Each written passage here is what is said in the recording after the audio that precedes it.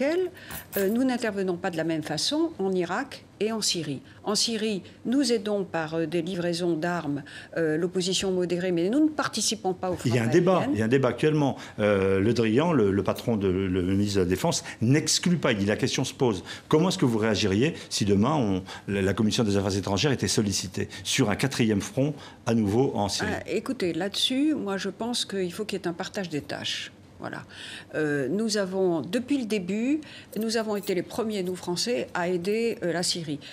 Et alors maintenant, c'est vrai qu'il n'y a pas d'obstacle juridique, puisque l'analyse juridique est que il y a une agression contre l'État irakien qui vient de Syrie et que comme la Syrie ne contrôle pas cette partie du territoire des djihadistes, elle ne peut pas s'y opposer.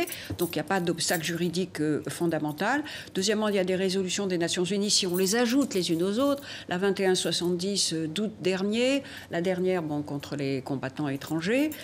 Et puis il y a surtout un appel des Irakiens. Alors en Syrie, il faut faire très attention. Nous, vous connaissez notre raisonnement à nous Français, c'est qu'on devrait, si on y allait, se battre contre deux ennemis à la fois. Bachar el-Assad, qu'il est hors de question pour nous de conforter, et bien entendu les terroristes. Bon, voilà.